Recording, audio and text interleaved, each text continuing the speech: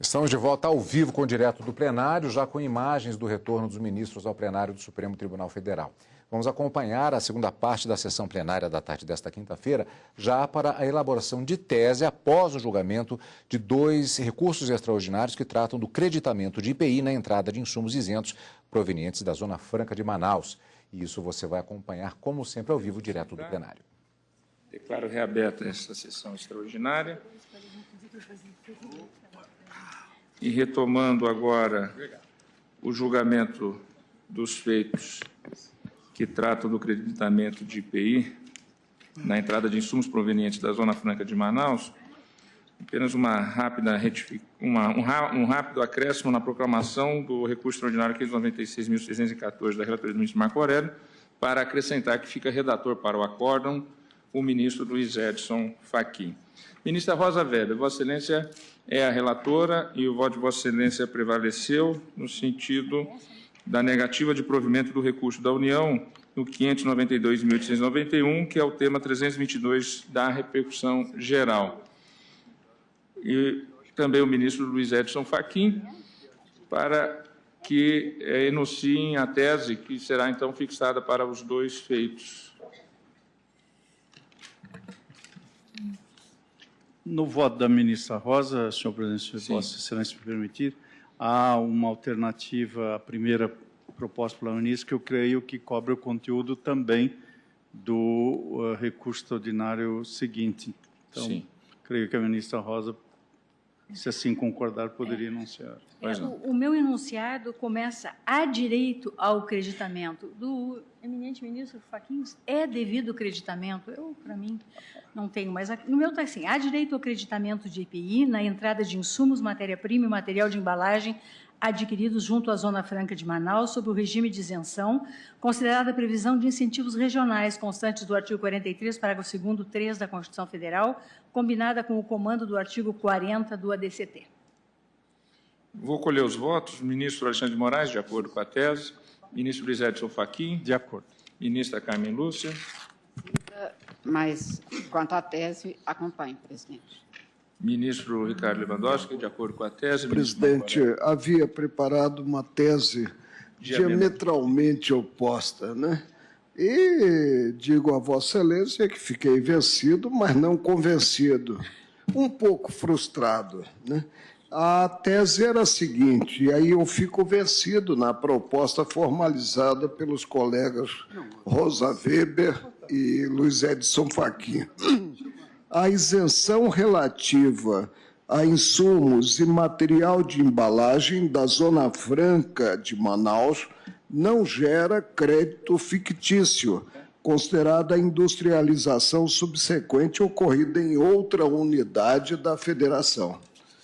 Fico vencido, portanto, na proposta. Ministro Marco Aurélio, ministro Celso de Mello, de acordo com a tese. Presidente, eu, inclusive, no meu voto, não é, nesse resumo de voto que eu enunciei, eu mencionei essa proposta formulada agora pela eminente ministra Rosa Weber, no sentido de que, aspas, há direito ao creditamento de IPI na entrada de insumos, matéria-prima e material de embalagem adquiridos junto à Zona Franca de Manaus, sob o regime da isenção, considerada a previsão de incentivos regionais constante, a previsão, não é, do artigo 43, parágrafo 2º, inciso 3º da Constituição Federal, combinada com o comando do artigo 40 do ADCT. Estou de acordo inteiramente de acordo. Eu também me coloco de acordo, então, fixada a tese enunciada pela relatora ministra Rosa Weber no recurso extraordinário 592.891. Ministro Luiz Fux, de acordo com a tese, apesar de vencido? Vencido, de acordo com a tese, na DI, por causa do impedimento meu e do ministro Marco Aurélio. Por isso que eu estou proclamando na 592.891, na 592.891, prevaleceu a tese da ministra Rosa Weber à unanimidade, na medida em que estão impedidos o ministro Luiz Fux e o ministro Marco Aurélio. E no caso do recurso extraordinário 596.614, de relatoria do ministro Marco Aurélio, ficou redator para o acordo do ministro Edson Fachin, fixada a mesma tese, aqui vencido o ministro Marco Aurélio. E digo que todos os votos proferidos, independente da divergência técnica e de fundamentos, todos aqui os que votaram defendem a Zona Franca de Manaus e têm realmente a consciência da importância da Zona Franca de Manaus para o Brasil e para toda a humanidade, na medida em que ela é um projeto de Estado de preservação da floresta amazônica, que isso fique registrado. Todos que votaram, votaram objetivando a defesa exatamente da Zona Franca de Manaus. Há vários feitos, ministra Rosa Weber, de relatoria de Vossa Excelência e um feito de relatoria do ministro Marco Aurélio, que encontra-se com vista a Vossa Excelência. Todos eles tratam daquela questão da assistência social. E são processos antigos que iniciaram nas instâncias ordinárias e há uma demanda muito grande de encerrarmos estes julgamentos. Então, a minha sugestão aos eminentes colegas seria nós ouvirmos o voto da ministra Rosa Weber nos casos em que ela é relatora e o voto vista dela no caso que é relator o ministro Marco Aurélio, e aí encerraríamos a sessão para continuidade depois desse julgamento na próxima sessão vindoura ordinária. Há uma extraordinária, marcada para a parte da manhã. Semana que vem não haverá sessão, porque teremos depois sessões extraordinárias para a compensação, e seria, então, na sessão ordinária do dia 8 de maio, ou seja, às 14 horas nós continuaríamos esse julgamento. Os outros feitos não serão chamados, terminaremos aqui com estes feitos, iniciando o julgamento dos embargos de declaração e da vista no feito do Marco Aurélio. Digo quais são. Embargos de declaração, ação direta de inconstitucionalidade 2028, Distrito Federal, relatora ministra Rosa Weber, embargante Confederação Nacional de Saúde, Hospitais, Estabelecimentos e Serviços, CNS, embargado Presidente da República, Congresso Nacional. Embargos de declaração, ação direta de inconstitucionalidade 2036, ministra Rosa Weber, embargante Confederação Nacional dos Estabelecimentos de Ensino, CONFENEM, embargado Presidente da República, Congresso Nacional. Embargos de declaração, ação direta de inconstitucionalidade 2621, Distrito Federal, relatora ministra Rosa Weber, embargante Confederação Nacional de Saúde, Hospitais, Estabelecimentos de Serviços, CNS, embargado Presidente da República. Embargo de declaração, ação direta de inconstitucionalidade 2228, Distrito Federal, relatora ministra Rosa Weber, embargante Confederação Nacional de Saúde, Hospitais, Estabelecimentos de Serviços, embargado Presidente da República, embargado Congresso Nacional. E, para a continuidade de julgamento, embargos de declaração no recurso extraordinário 566.622, procedente do Rio Grande do Sul, este de relatoria do ministro Marco Aurélio, sendo embargante a União, embargado Sociedade Beneficente de Parobé, a assistentes que estão nominados na autuação, e consta da papeleta que, após o voto do ministro Marco Aurélio, o relator, rejeitando os embargos de declaração, pediu vista dos autos da ministra Rosa Weber. Vamos ouvir o voto da eminente ministra Rosa Weber em todos esses feitos e depois encerraremos a sessão e continuaremos este julgamento dia 8 de maio, na sessão das 14 horas, sessão ordinária. Ministra Rosa Weber, com a palavra. Senhor presidente, eminentes pares, eu começo me excusando de fazer a leitura de um voto ou ao julgamento de embargos de declaração. Mas a questão é extremamente relevante. Mas a questão é de uma enorme complexidade. Eu não era a relatora destes processos de controle concentrado e do recurso extraordinário, relator o ministro Marco Aurélio.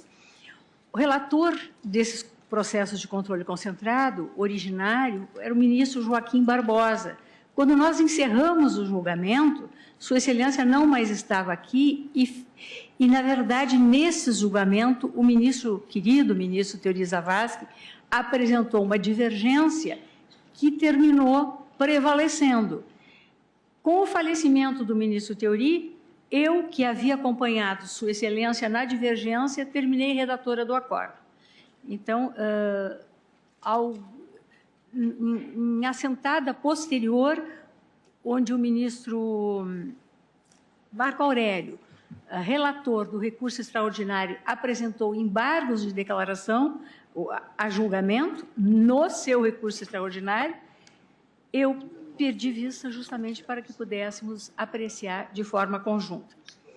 Digo aqui, senhor presidente, que satisfeitos os pressupostos extrínsecos de admissibilidade, faço análise conjunta do mérito dos embargos de declaração opostos nos autos da ADI 2028, ADI 2036, ADI 2621 e da ADI 2228 e do recurso extraordinário 566.622 em que se indaga se não seria o caso de converter o julgamento dos embargos de declaração em questão de ordem, a fim de sanarem-se as apontadas disparidades de entendimento entre processos apregoados e julgados conjuntamente, mas que, da forma como lavrados, os acórdãos podem ensejar questionamentos como ensejaram quanto ao que efetivamente foi decidido em cada um deles. Prossigo. Julgadas em conjunto as 5 ações ora apregoadas, as 4 ações de um recurso, a partir das mesmas manifestações, restaram assentados, de um lado, no recurso extraordinário, e de outro, nas ações de controle concentrados, ADIs que foram convertidas em ADPF, teses jurídicas contraditórias. Nos acórdãos consubstanciadores do julgamento das ações objetivas, restou consignado que aspectos meramente procedimentais referentes à certificação, fiscalização e controle administrativo são passíveis de definição em lei ordinária, somente exigível lei complementar para a definição do modo beneficiente de atuação das entidades de assistência social contempladas no artigo 195, parágrafo 7º da Lei Maior, especialmente no que se refere à instituição de contrapartidas a serem por elas observadas. Ocorre que, a partir das mesmas manifestações dos integrantes deste colegiado, restou estampada no acórdão formalizador do julgamento do recurso extraordinário 566.622, sob o rito da repercussão geral, tema 32, tese sugestiva de que toda e qualquer normatização relativa às entidades beneficentes de assistência social, inclusive sobre aspectos meramente procedimentais, há de ser veiculada mediante lei complementar. Ou seja, no recurso ordinário, dissemos que toda e qualquer norma a respeito deveria vir por lei complementar. E nas ações de controle concentrado fizemos essa distinção. Aspectos meramente procedimentais poderiam vir por lei ordinária. Foi a divergência aberta pelo ministro Teori. Tal é o cerne da controvérsia. Não à toa, ao passo que a pretensão deduzida nos embargos de declaração opostos ao acórdão de julgamento do recurso extraordinário é, em simples, a prevalência da tese afirmada ao julgamento das ações objetivas. E os embargos de declaração opostos nessas ações objetivas veiculam pretensões diametralmente opostas a buscar a prevalência da tese assentada no recurso extraordinário. Em se tratando de decisões proferidas em processos apregoados em conjunto, em relação às quais foram lançados, como justificativa dos votos nelas proferidos, as mesmas fundamentações, penso, com a devida vênia, não atender o dever da prestação efetiva da jurisdição, no caso, por inaplicável à espécie, a invocação da consagrada jurisprudência, segundo a qual somente sanável por aclaratórios a contradição intrínseca à decisão embargada, revelada no confronto entre os fundamentos do julgado embargado e a respectiva conclusão. Seria, em caso, uma saída fácil, porém, a meu juízo, data vênia errônea, porque nós reiteradamente afirmamos que a contradição que enseja o conhecimento dos embargos de declaração é aquela intrínseca, considerado o acórdão como tal. Só que aqui, no caso, embora 4 ações objetivas em um recurso extraordinário, na verdade, o julgamento se fez na mesma assentada e com base nas mesmas fundamentações dos ministros que emitiram voto na oportunidade. É que o que se questiona, a rigor, não é uma contradição entre julgamentos distintos, entre assentadas distintas, e sim que, a partir da mesma assentada e decorrendo das mesmas justificativas de votos, este colegiado externalizou duas decisões, decisões incompatíveis entre si. Ainda que sejam convergentes os resultados processuais imediatos, o provimento do recurso extraordinário e a declaração de inconstitucionalidade dos preceitos impugnados nas ações objetivas, há efetivamente duas teses jurídicas de fundo concorrendo entre si. Nada obstante, ambas as teses conduzam ao mesmo resultado processual, é de fundamental importância a definição do entendimento que representa a compreensão do colegiado sobre a seguinte questão: há ou não espaço de conformação para a lei ordinária no tocante a aspectos procedimentais? Afasto de plano a alegação de que a mera publicação em datas distintas dos acórdãos nas ADPFs, a que foram convertidas as ADIs, 2028, 2036, 2228 e 2621 e no RE 566, 622, não obstante tenham sido feitos julgados em conjunto, configuraria hipótese de obscuridade.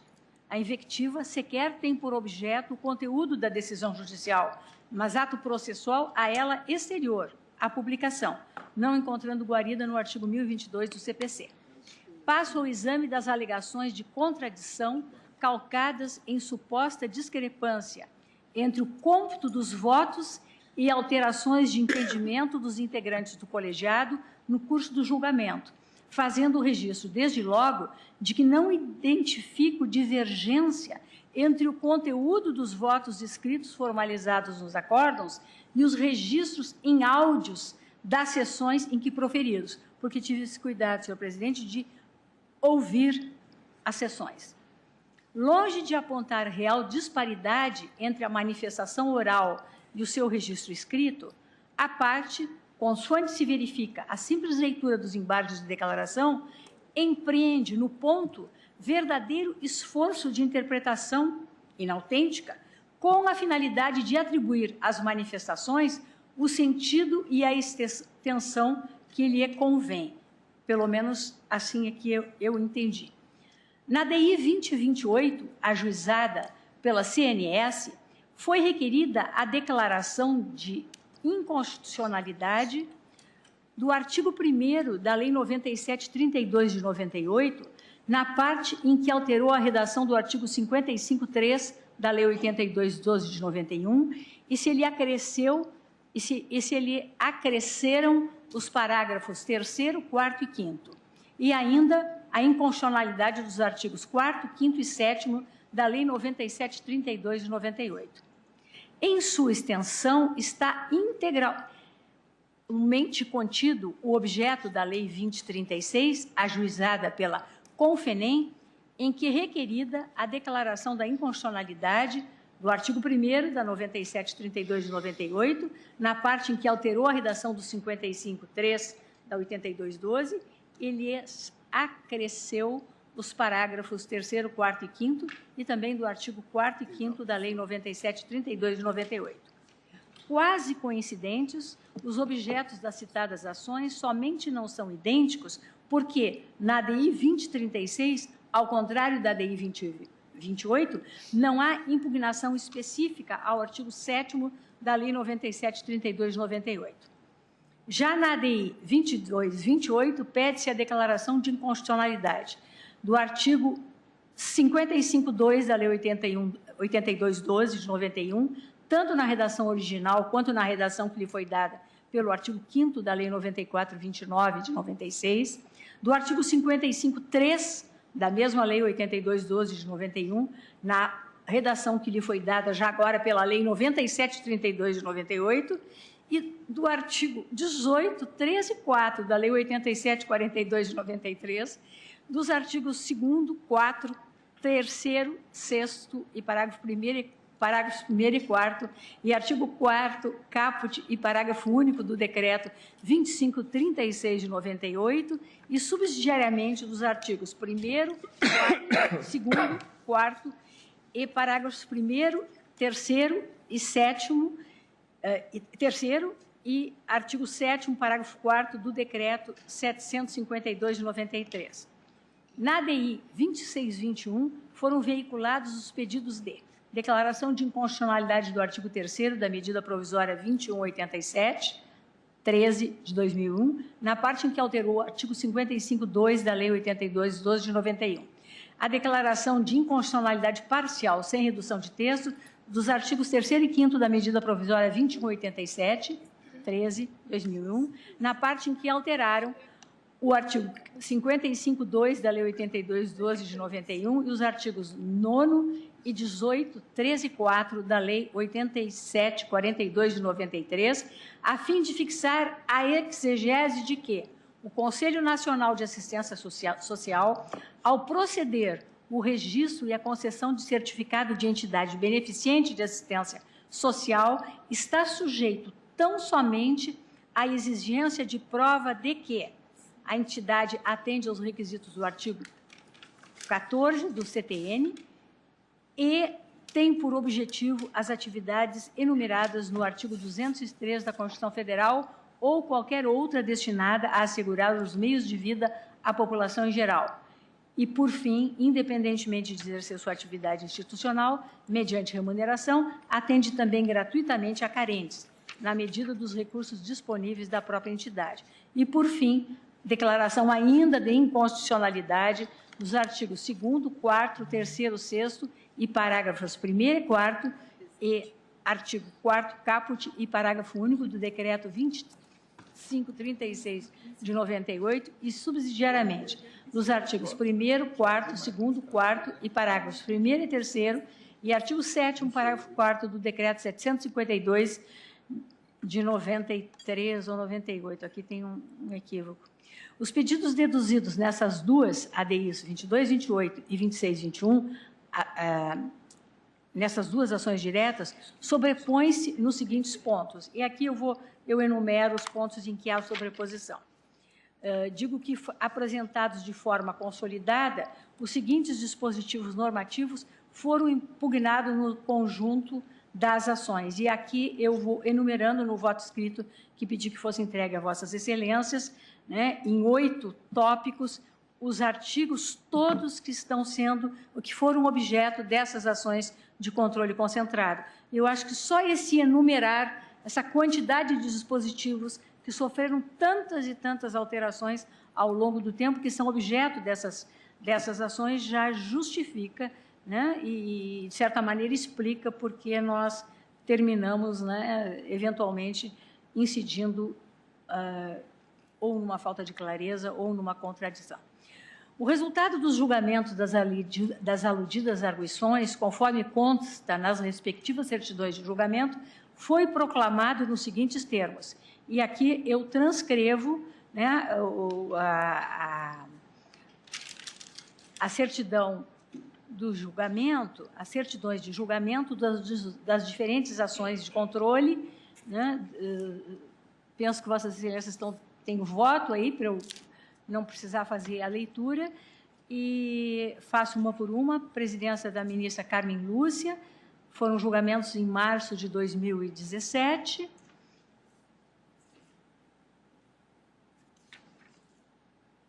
E prossigo dizendo, considerado o que estampado nos dispositivos transcritos, o plenário dessa Corte, em jurisdição abstrata e objetiva, declarou a inconstitucionalidade dos seguintes preceitos normativos. E aqui eu relaciono esses preceitos. É o artigo 1º da Lei 9732 de 98, na parte em que alterou a redação do artigo 55.3 da Lei 82/12, e lhe acresceu os parágrafos 3º, 4º e 5º, e ainda dos artigos 4º, 5º e 7º da Lei 9732 de 98, dos artigos 2º, 4º e 3º, 6º e parágrafos 1º e 4º, e artigo 4º caput e parágrafo único do Decreto 2336 de 98, e ainda os artigos 1º, 4º, 2º, 4º e parágrafos 1º e 3º e artigo 7º, parágrafo 4º do Decreto 752 de 93. Digo que não há referência nas aludidas certidões, todavia, aos seguintes preceitos impugnados nas ADIs 2621 e 2228. São eles os artigos 55.2 da Lei 82.12, na redação original, artigo 55.2 da Lei 82.12, na redação que lhe foi dada pelo artigo 5º da Lei 94/29 de 96, e ao artigo 55.2 da Lei 82.12, na redação que lhe foi dada pelo artigo 3º da medida provisória 2187/13 de 2001. Ainda aos artigos 18, 13 e 4 da Lei 8742, 93, na redação original, e aos artigos 9º, parágrafo 3º, 18, 13 e 4 da Lei 8742 de 93, na redação dada pelo artigo 5º da medida provisória 2187/13 de 2001. Prossigo dizendo: em conjunto com as mencionadas ações de competência originária dessa Corte, foi julgado, como já referi, o recurso extraordinário 566.622, sob a relatoria do eminente ministro Marco Aurélio. Ao dar provimento ao recurso extraordinário para restabelecer a sentença prolatada no primeiro grau de jurisdição, essa Suprema Corte, à luz dos artigos 146.2 e 195, parágrafo 7º da Carta Política, afastou, por inobservância da reserva de lei complementar, a regência do artigo 55 da Lei 82.12 de 91, em favor da incidência da regra do artigo 14 do CTN, no tocante à caracterização das entidades beneficentes de assistência social. Em seguida, foi adotada a seguinte tese de repercussão geral: os requisitos para o gozo de imunidade hão de estar previstos em lei complementar. Eis o teor da parte dispositiva dessa decisão, consoante se extrai da respectiva certidão de julgamento. Recurso extraordinário 566.622, decisão. Aspas. O tribunal, por maioria e nos termos do voto do relator, que é o ministro Marco Aurélio, apreciando o tema 32 da repercussão geral, deu provimento aos recursos extraordinários. Ao recurso extraordinário, vencidos os ministros Teori Zavascki, Rosa Weber, Luiz Fux, Dias Toffoli e Gilmar Mendes. Reajustou o voto o ministro Ricardo Lewandowski para acompanhar o relator.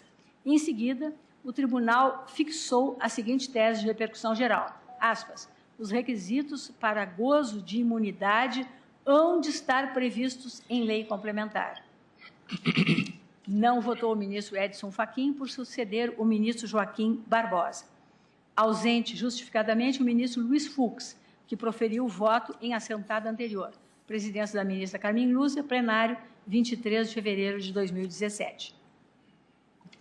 Prossigo eu.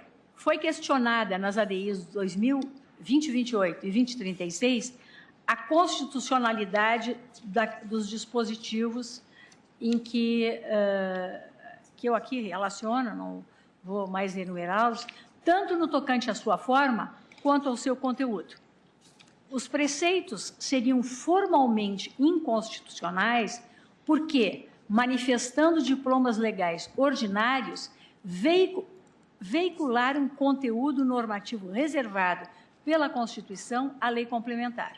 Já do ponto de vista material, foram atacadas as exigências de gratuidade e exclusividade, neles encetada para a caracterização das entidades beneficentes de assistência social, as quais destoariam do delineamento constitucional do Instituto. As alegadas contradições e obscuridades deduzidas nos embargos de declaração dizem respeito ao fundamento da alegação de inconstitucionalidade formal, a legitimidade de dispositivos da legislação ordinária para estabelecer requisitos e procedimentos a serem cumpridos para fins de enquadramento na qualificação de entidades beneficentes de assistência social, de que trata o artigo 195, parágrafo 7º da Constituição Federal. Quanto ao aspecto, o voto do relator, ministro Joaquim Barbosa, proferido em sessão de 4 de junho de 2014, consigna, aspas, parece-me caber aqui um teste de intensidade à limitação da atividade benemerente ou filantrópica. vinculações mais restritivas à livre disposição do indivíduo para agir nos campos da benevolência ou da filantropia, exigem o rigor da lei complementar, na forma do artigo 146(2) da Constituição. Em complemento, vinculações capazes de afetar relações interestaduais com o desequilíbrio do Pacto Federativo devem ser objetos de normas gerais veiculadas por lei complementar da União. Artigo 143(3) da Constituição. Continuo lendo o voto do ministro Joaquim Barbosa.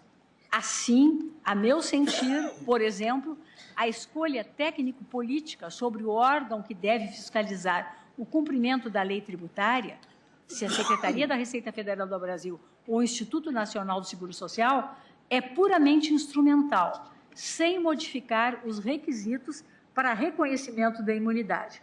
Assim, não há reserva de lei complementar para tanto.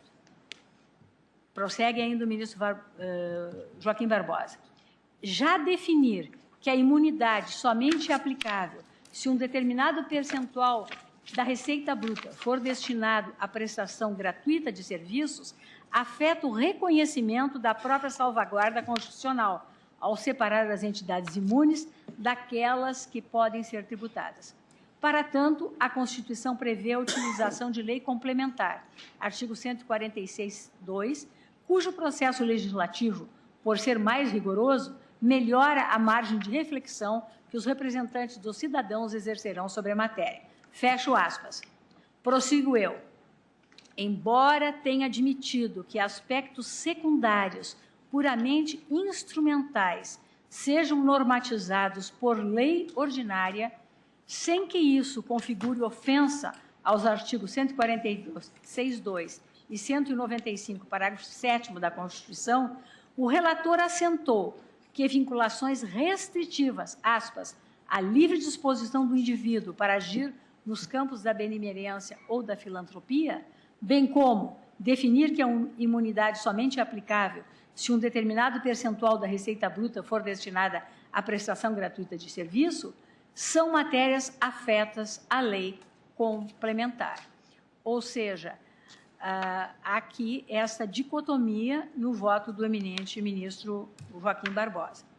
Com esse entendimento, o ministro Joaquim Barbosa propugnou pela declaração de inconstitucionalidade do artigo 55(2) da Lei 82/12, na redação original, do artigo 55(2) da Lei 82/12, na redação da Lei 94/29, do artigo 18, 13 e 4 da Lei 87/42 de 93, não especifica se na redação original ou na medida provisória, e ainda dos artigos 2º, 4º, 3º, 6º e parágrafo 1º e 4º, e artigo 4º, caput, parágrafo único do Decreto 2536 de 98, dos artigos 1º, 4º, 2º, 4º e parágrafos 1º e 3º, e 7º, parágrafo 4º do Decreto 752 de 93. Prossigo. O voto silencia quanto aos demais preceitos normativos impugnados no conjunto das ADIs. Com base nessa compreensão, votou também pelo provimento do recurso extraordinário 566.622. Daí já se vê que o entendimento segundo o qual aspectos procedimentais que não dizem com a própria definição do modo beneficente de atuação das entidades de assistência social podem ser normatizados por lei ordinária, não é incompatível com o provimento do recurso extraordinário. Essa compreensão extrai dos autos é a compartilhada pela maioria dos votos que acompanharam o ministro Marco Aurélio no provimento do recurso extraordinário, segundo o que apreendi dos fundamentos externalizados. Acompanharam, de fato, o relator do recurso extraordinário no provimento do apelo, quanto à solução do caso concreto, sem, no entanto, deixar de reconhecer a existência de um espaço de conformação disponível à legislação ordinária, pertinente aos aspectos meramente procedimentais. O ministro Joaquim Barbosa foi acompanhado pela ministra Carmen Lúcia, que pediu licença para antecipar o voto, e também acompanhou o ministro Marco Aurélio no voto por ele proferido ao relatar o recurso extraordinário 566-622. No mesmo sentido, o ministro Luiz Roberto Barroso acompanhou os juízos de procedência das ADPFs e de provimento do recurso extraordinário ao registro de que a lei ordinária não pode, a pretexto de interferir com o funcionamento e estrutura das entidades beneficentes, impor uma limitação material ao gozo da imunidade. Equacionou ainda a compreensão de que a lei ordinária pode normatizar requisitos subjetivos associados à estrutura e funcionamento da entidade beneficente, desde que isso não se traduza em interferência com o espectro objetivo das imunidades. Esta, sim, matéria reservada à lei complementar. Destaco o excerto do voto proferido por Sua Excelência, que entendo eu está aí no voto escrito, ampara essa minha conclusão.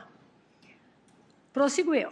Após pediu vista dos autos apregoados em conjunto, o ministro Teori Zavascki, tendo sido retomado o julgamento na sessão de 19 de outubro de 2016. Invocando distinção historicamente presente e sempre reiterada na jurisprudência da Casa, consignou o ministro Teori Zavascki em seu voto vista. Aspas. Um excerto. Reconhece-se que há, de fato, um terreno normativo a ser suprido pelo legislador ordinário, sobretudo no desiderato de prevenir que o benefício seja sorvido por entidades beneficentes de fachada. Não se nega, porém, que intervenções mais severas na liberdade de ação de pessoas jurídicas voltadas ao assistencialismo constituem matéria típica de limitação ao poder de tributar e, por isso, só poderiam ser positivadas pelo legislador complementar. Tendo em vista, portanto, a relevância maior das imunidades de contribuições sociais para a concretização de uma política de Estado voltada à promoção do mínimo existencial e a necessidade de evitar que sejam as entidades compromissadas com esse fim surpreendidas com bruscas alterações legislativas desfavoráveis à continuidade de seus trabalhos, deve incidir, no particular, a reserva legal qualificada prevista no artigo 146(2) da Constituição Federal.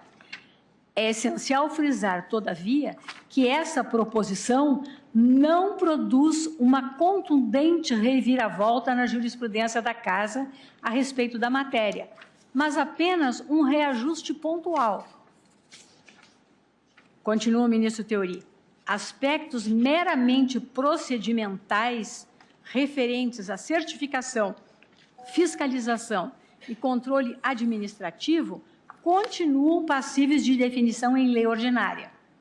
A lei complementar é forma somente exigível para a definição do modo beneficente de atuação das entidades de assistência social contempladas pelo artigo 195, parágrafo 7º da Constituição Federal, especialmente no que se refere à instituição de contrapartidas a serem observadas por elas. Fecho aspas. O ministro Teori Zavascki votou pela procedência total das ADIs 2028 e 2036, acompanhando o ministro Joaquim Barbosa, bem como pela procedência parcial das ADIs 2621 e 2228, divergência pontual, para declarar a inconstitucionalidade dos seguintes preceitos normativos que eu aqui relaciono. Afirmou, por outro lado, a inocorrência de vício de inconstitucionalidade formal ou material a macular os seguintes dispositivos, julgando as ações improcedentes quanto a eles. Aqui relaciono, são 5 itens. No tocante ao recurso extraordinário 566.622, votou para que lhe fosse negado o provimento, com os seguintes fundamentos. Aspas, ministro Teori. É que, conforme explicitado, há também um domínio jurídico suscetível de disciplina por lei ordinária, como o que diz respeito à outorga a determinado órgão de competência de fiscalizar, mediante a emissão de certificado, os suprimentos dos requisitos para a fruição da imunidade do artigo 195, parágrafo 7º da Constituição Federal. e ficou expresso no acórdão recorrido que a demandante não satisfez uma das exigências validamente previstas pela Lei 82 de 91, a saber, a do seu artigo 55.1, de obtenção de título de utilidade pública federal. Isso é bastante para manter a autoridade do acórdão recorrido, frustrando a pretensão recursal. Por fim, o ministro Theori propôs a seguinte tese de repercussão geral para o tema 32, aspas, a reserva de lei complementar aplicada à regulamentação da imunidade tributária prevista no artigo 195, parágrafo 7º da Constituição, limita-se à definição de contrapartidas a serem observadas para garantir a finalidade beneficente dos serviços prestados pelas entidades de assistência social, o que não impede seja o procedimento de habilitação dessas entidades positivado em lei ordinária. Ou seja, digo eu, procedimento de habilitação dessas entidades de assistência pode ser positivado em lei ordinária. Já se observar a reserva de lei complementar quanto à regulamentação da imunidade prevista no dispositivo constitucional, limitada à definição de contrapartidas a serem observadas para garantir justamente a finalidade beneficente dos serviços. No tocante, prossigo eu, às ações objetivas, os votos dos ministros Joaquim Barbosa e Theori Zavascki diferenciam-se nos seguintes pontos, e aqui eu vou explicitá-los.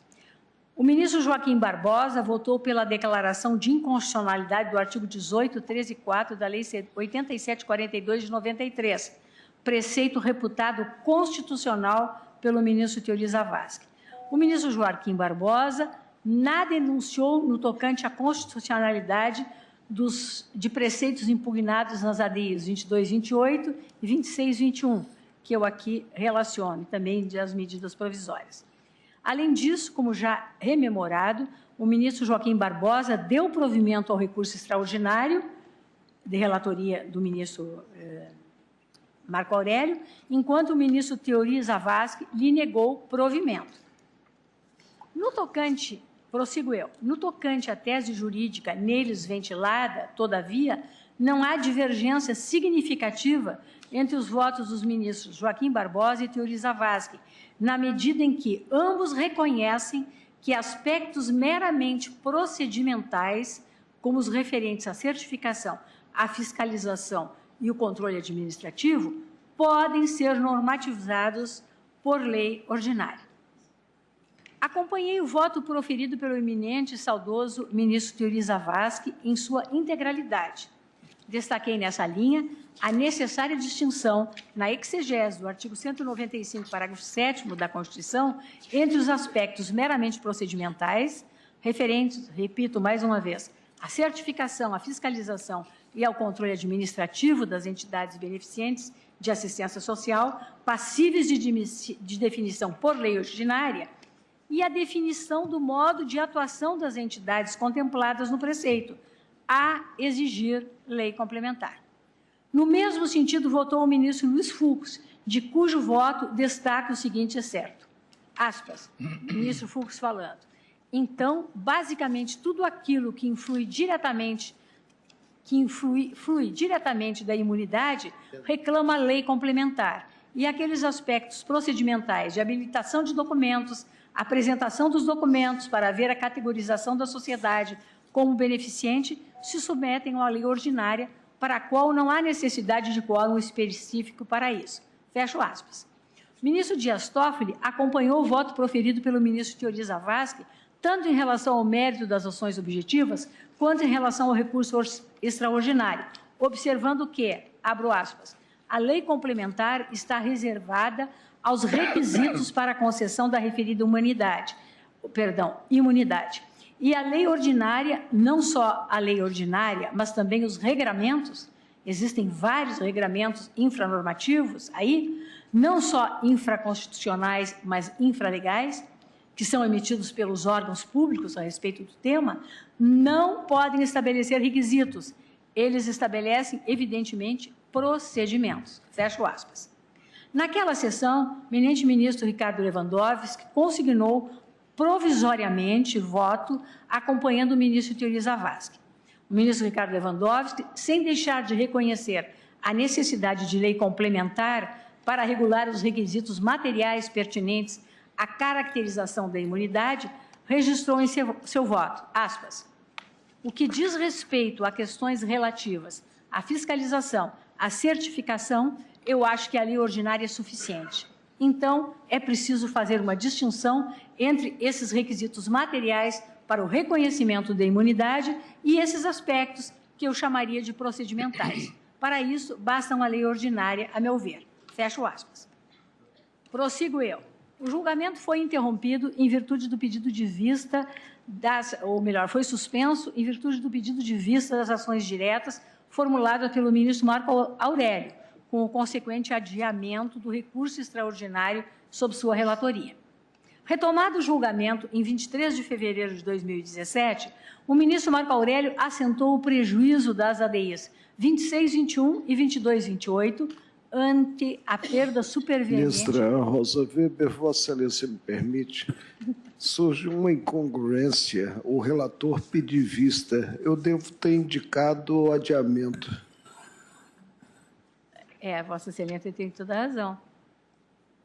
Não, Vossa Excelência pediu vista das ações de controle abstrato e, por isso, foi adiado o julgamento do recurso extraordinário da relatoria de Vossa Excelência. A vista foi nas ações de controle concentrado. Retomado o julgamento, o ministro assentou o prejuízo ante a perda, em relação, votou no sentido de julgá-las prejudicadas, em parte, no tocante ao artigo 1º da Lei 9732 de 98. No mérito, Sua Excelência declarou a inconstitucionalidade formal do artigo 4º da Lei 9732 de 98 e por arrastamento dos seus artigos 5º e 7º. Extraio excerto do voto no particular, disse o ministro Marco Aurélio.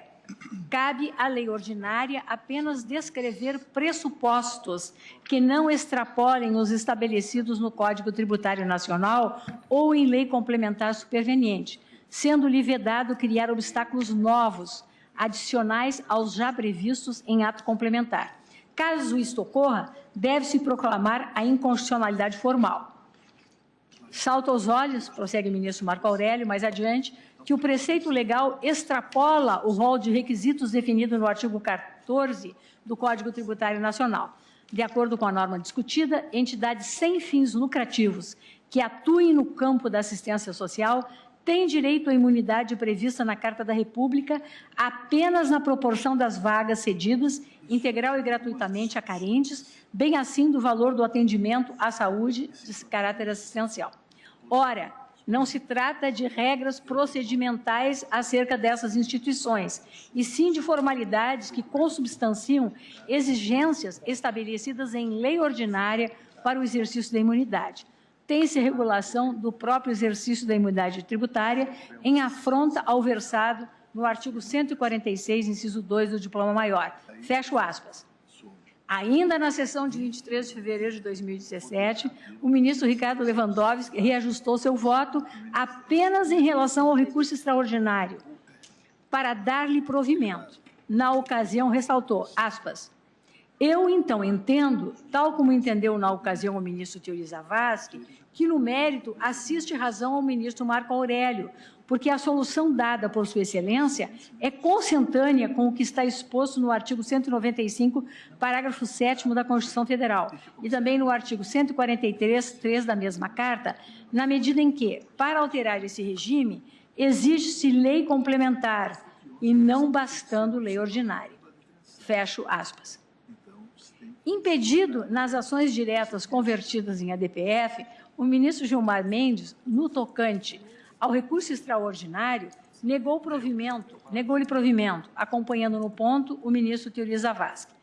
O ministro Celso de Mello consignou voto acompanhando integralmente o ministro Teori Zavascki nas ações objetivas e ao ministro Marco Aurélio no recurso extraordinário. Proclamado o resultado, o recurso extraordinário foi provido nos termos do voto do relator, vencidos os ministros Teori Zavascki, Rosa Weber, Luiz Fux e Dias Toffoli, que lhe negavam provimento, com a adoção da seguinte tese de repercussão geral na oportunidade. Aspas. Os requisitos para gozo de imunidade hão de estar previstos em lei complementar. Fecho aspas. A proclamação do julgamento das ações objetivas foi suspensa para a sentada posterior, que teve lugar na sessão de 2 de março de 2017, quando o ministro Marco Aurélio apresentou aditamento ao voto anteriormente proferido em relação às ADIs 2028, 2026, 2228 e 2621, de modo a enfrentar no mérito a matéria em relação à qual havia votado pelo não conhecimento das ações. E o fez nos termos em que antes havia se manifestado, tanto no recurso extraordinário, quanto na parte em que conhecera das ADIs 2028 e 2036. Decorre da leitura dos votos proferidos nas assentadas, em que julgadas conjuntamente as ações de controle concentrado, bem como do RE, que a maioria do colegiado reconhece a necessidade de lei complementar para a caracterização das imunidades propriamente ditas, admitindo, contudo, que questões procedimentais sejam regradas mediante legislação ordinária. Além disso, não há propriamente uma divergência entre os votos dos ministros Joaquim Barbosa e Teori Zavascki, como já explicitei. As teses, em geral, convergem, embora em numa exceção maior quanto aos preceitos efetivamente reputados inconstitucionais. Como já enfatizado, a questão de fundo subjacente a todas essas ações de controle abstrato, ADIs convertidas em ADPFs, bem como ao recurso extraordinário, julgado sob o rito da repercussão geral, diz respeito à legitimidade de dispositivos da legislação ordinária para estabelecer requisitos e procedimentos a serem cumpridos para fins de enquadramento na qualificação de entidades beneficentes de assistência social, de que trata o artigo 195, parágrafo 7º da Constituição Federal, que reproduz, especificamente, o parágrafo 7º. Aspas, são isentas de contribuição para a Seguridade Social as entidades beneficentes de assistência social que atendam às exigências estabelecidas em lei. Quer dizer, aqui está a origem, né, da LIDE. Consabido que, na condição de limitações constitucionais ao poder de tributar, as imunidades tributárias, uma vez consagradas na Constituição, asseguram direitos que se incorporam ao patrimônio jurídico constitucional dos contribuintes, integrando o que o ministro Celso de Mello veio a designar como o Estatuto Jurídico Constitucional dos Contribuintes. Reporto-me ao recurso extraordinário 116.119, sob a relatoria de Sua Excelência, julgado pela primeira turma em 10 de novembro de 1992. Assim, prossigo eu, compreendidas as imunidades, o emprego da expressão são isentas no artigo 195, parágrafo 7º da Lei Maior, não tem o condão de descaracterizar a natureza imunizante da desoneração tributária nele consagrada. Não paira dúvida, pois, sobre a convicção de que a delimitação do campo semântico abarcado pelo conceito constitucional de, aspas, entidades beneficentes de assistência social, fecho aspas, por inerente ao campo das imunidades tributárias, sujeita-se à regra de reserva de lei complementar, consoante o disposto no artigo 146, 2 da Carta Política. Qual é, pois, a dificuldade que aqui se apresenta? Tanto a tese estrita, refletida na ementa do recurso extraordinário e na tese de repercussão geral do tema 32, segundo a qual todo e qualquer aspecto relacionado ao regime jurídico das entidades beneficentes de assistência social, de que cogita o artigo 195, parágrafo 7º, somente pode ser positivado mediante lei complementar. Então, tanto essa tese estrita, quanto a tese flexível, segundo a qual aspectos meramente procedimentais, que não dizem respeito à própria definição de tais entidades, podem ser vinculados mediante lei ordinária, tanto então a tese estrita quanto a tese flexível, autorizam, consideradas as normas examinadas nos casos em apreço, resultados similares, quais sejam a procedência parcial das ADIs 2028 e 2036, a procedência parcial das ADIs 22, 28 e 26, 21 e o provimento do recurso extraordinário. No exame das ações diretas, a Corte concluiu pela inconstitucionalidade formal de preceitos normativos não veiculados mediante lei complementar que inovavam na ordem jurídica ao exigirem contrapartidas diversas para o gozo da imunidade objeto do artigo 195, parágrafo 7º da Constituição. Nesse enfoque, o resultado do julgamento das ADIs não deixa de ser coerente com a procedência do recurso extraordinário.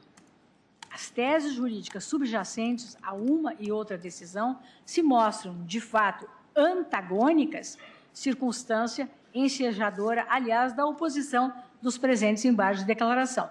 E a contradição entre as teses não se limita ao campo teórico, mas antes se traduz em incerteza que se espraia para o campo normativo. É que, a prevalecer a tese consignada no voto condutor do julgamento do recurso extraordinário, deve ser reconhecida a declaração incidental da inconstitucionalidade de todo o artigo 55 da Lei 82/12 de 98, inclusive em sua redação originária, cabendo ao artigo 14 do CTN a regência da espécie. A prevalecer a seu turno o voto condutor das ADIs, convertidas em ADPF do ministro Teori Zavascki, deve ser reconhecida a declaração de inconstitucionalidade apenas do inciso 3 e dos parágrafos 3º, 4º e 5º do artigo 55 da Lei 82/12 de 99, acrescidos pela Lei 97/32 de 98, permanecendo constitucionalmente rígido o restante do dispositivo, em particular o seu inciso 2, que, objeto das ADIs 22, 28 e 26, 21, teve a pecha de inconstitucional expressamente afastada, conforme o julgamento das ADIs, tanto em relação à sua redação originária, quanto em relação às redações que lhe foram dadas pelo artigo 5º da Lei 94/29 de 96 e pelo artigo 3º da medida provisória 2187/13 de 2001. Há que ora definir, pelo menos, qual é a norma incidente à espécie à luz do enquadramento constitucional. Se o artigo 14 do Código Tributário Nacional ou o artigo 55 da Lei 82/12 de 99, à exceção do seu inciso 3 e dos parágrafos 3º, 4º e 5º, acrescidos pela Lei 97/32 de 98, declarados inconstitucionais nas ações objetivas. Num caso, o certificado de entidade beneficiente de assistência social foi declarado constitucional e no outro foi declarado inconstitucional. Outro aspecto a ser enfrentado é o fato de que, tal como redigida a tese de repercussão geral aprovada nos autos do recurso extraordinário, ela sugere a inexistência de qualquer espaço normativo que pudesse ser integrado por legislação ordinária, o que, na minha leitura, não é o que deflui do cômputo dos votos proferidos.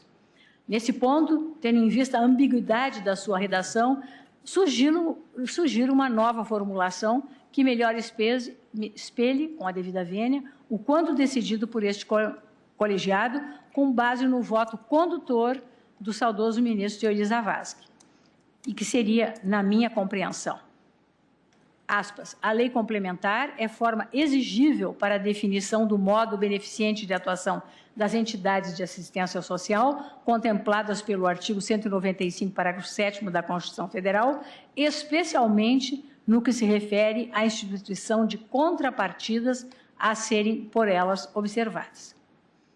Tal formulação vai ao encontro de recente decisão unânime deste colegiado ao julgamento da ADI 1802, sob a relatoria do ministro Dias Toffoli, julgamento em 12 de abril de 2018, por este Tribunal Pleno, Diário de Justiça, o acórdão de 3 de maio de 2018, em que, reafirmada a jurisprudência reiterada desta Casa, no sentido de reconhecer legítima a atuação do legislador ordinário, no trato de questões procedimentais, desde que não interfira com a própria caracterização da imunidade.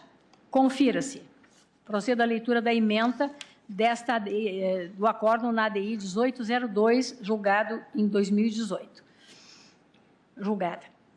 Aspas. Ação direta de inconstitucionalidade, pertinência temática verificada, alteração legislativa, ausência de perda parcial de objeto, imunidade. Artigo 156, a linha C da Constituição. Artigos 12, 13 e 14 da Lei 95/32 de 97. Requisitos da imunidade. Reserva de lei complementar. Artigo 146(2) da Constituição Federal. Limitações constitucionais ao poder de tributar. Inconstitucionalidade formal e material. Ação direta parcialmente procedente. Procedo agora à leitura. Está parecendo uma emenda do ministro Luiz Fux. Verificando que tem 2 folhas, eu não costumo fazer emendas. É que eu acho que você. Fica só na cabeça da. Olhou. No caput da. Eu me dou por satisfeito. Porque se me Vossa Excelência me Fique à vontade. mas esse só para descontrair no final de sessão. Eu só participei do julgamento com meu humilde voto. Eu fui ver, sou eu mesmo. Com um horror, com toda a vênia. Ministro Primeira vez que eu vejo aqui nesses 13 anos um horror com toda a vênia. Confirmação da medida cautelar. Primeiro, diz o ministro Toffoli, com o advento da Constituição de 88, o Constituinte dedicou uma seção específica às limitações do poder de tributar, artigo 146(2) da Constituição Federal, e nela fez constar a imunidade das instituições de assistência social, mesmo com a referência expressa ao termo lei, não há mais como sustentar que inexiste reserva de lei complementar. No que se refere aos impostos, o maior rigor do quórum qualificado para a aprovação dessa importante regulamentação se justifica para se dar maior estabilidade à disciplina do tema e dificultar sua modificação, estabelecendo regras nacionalmente uniformes e rígidas. 2. A necessidade de lei complementar para disciplinar as limitações ao poder de tributar não impede que o Constituinte selecione matérias passíveis de alteração de forma menos rígida, permitindo uma adaptação mais fácil do sistema às modificações fáticas e contextuais, com o propósito de velar melhor pelas finalidades constitucionais. Nos precedentes da Corte, prevalece a preocupação em respaldar normas de lei ordinária, direcionadas a evitar que falsas instituições de assistência e educação sejam favorecidas pela imunidade. É necessário reconhecer um espaço de atuação para o legislador ordinário no trato da matéria. 3. A orientação prevalecente no recente julgamento das ADIs 2028, 2036, 2228 e 2621 é no sentido de que os artigos de lei ordinária que dispõem sobre o modo beneficente, no caso de assistência e educação, de atuação das entidades acobertadas pela imunidade, especialmente aqueles que criaram contrapartidas a serem observadas pelas entidades, padecem devido vício formal por invadir competência reservada à lei complementar.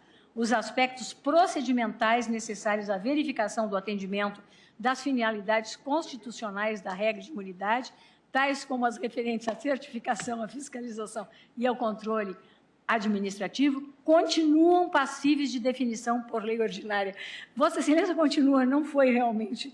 Né? Ministro Fux fazendo escola. Escola do ministro Fux. Ainda tem o item 4. Mas eu já estou chegando ao final. Conclusão, com todas as vênias, embargos de declaração nas ADIs acolhidos em parte, sem efeito modificativo para, sanando o erro material, excluir das ementas das ADIs 2028 e 2036 a expressão ao inaugurar a divergência, tendo em vista que o julgamento dessas duas ações se deu por unanimidade. E, segundo item, para prestar esclarecimentos nos termos da fundamentação. É que, na verdade, saiu um acórdão replicado em todos e nessas duas ADIs havia sido, porque o objeto era menor, um julgamento unânime. e a ementa continua com a partir da divergência. Segundo, e aí pedindo todas as vezes ao ministro Marco Aurélio, que já nem está mais, embargos de declaração no recurso extraordinário acolhidos em parte para sanando os vícios identificados.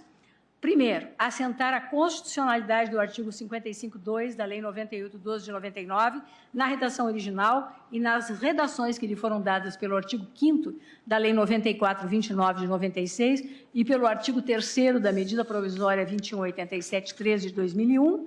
E, segundo, a fim de evitar ambiguidades, conferir à tese relativa ao tema número 32 da repercussão geral a seguinte formulação, aspas, a lei complementar é forma exigível para a definição do modo beneficente de atuação das entidades de assistência social, contempladas pelo artigo 195, parágrafo 7º da Constituição Federal, especialmente no que se refere à instituição de contrapartidas, a serem por elas observadas.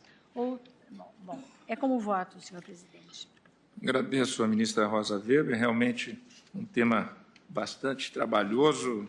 Vossa Excelência discorreu de maneira aprofundada sobre os vários votos proferidos e, diante do horário, como havíamos já... Presidente, pois não, ministro. Vossa Excelência me permitir, porque eu conversei antes com a ministra Rosa e estudei, e eu estou acompanhando Sua Excelência, porque eu presidi o julgamento e foi um dos dados pelos quais chegamos a conversar.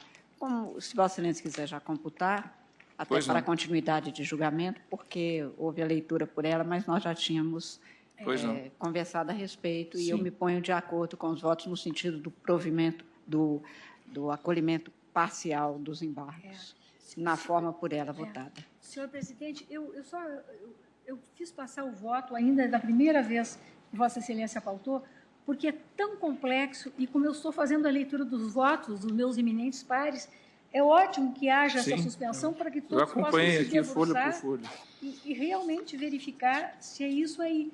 Porque os embargos de declaração no recurso extraordinário foram opostos, por uma parte, os embargos de declaração nas ações de controle, pela parte contrária, de controle concentrado, cada um objetivando a prevalência das suas teses. Então, realmente, há a contradição entre os julgados como um todo.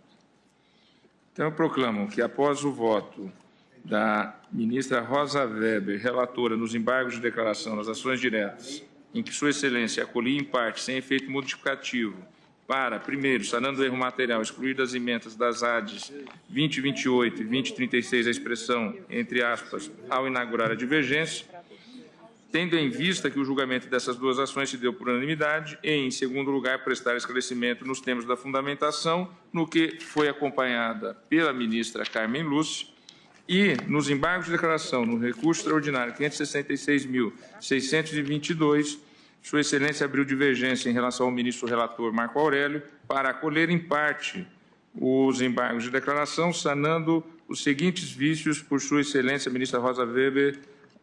Primeiro, assentar a constitucionalidade do artigo 55.2 da Lei 9.812 de 1999 na redação original e nas redações que lhe foram dadas pelo artigo 5º da Lei 9.429 de 1996 e pelo artigo 3º da Medida Provisória número 2.187, 13ª edição de 2001 e, em segundo lugar, a fim de evitar ambiguidades, conferir a tese relativa ao tema número 32 da repercussão geral a seguinte formulação, abro aspas, a lei complementar é forma exigível para a definição do modo beneficente de atuação das entidades de assistência social contemplados pelo artigo 195, parágrafo 7º da Constituição Federal, especialmente no que se refere à instituição de contrapartidas a serem por elas observadas, no que também foi acompanhada pela ministra Carmen Lúcia. Suspendo estes julgamentos para continuidade, como havia afirmado, na sessão ordinária de quarta-feira, 8 de maio, prevista para as 14 horas. Pergunto aos eminentes pares se há algum outro feito em mesa. Não havendo, eu declaro, agradecendo a presença de todos, encerrada essa sessão, desejando uma boa noite a todos.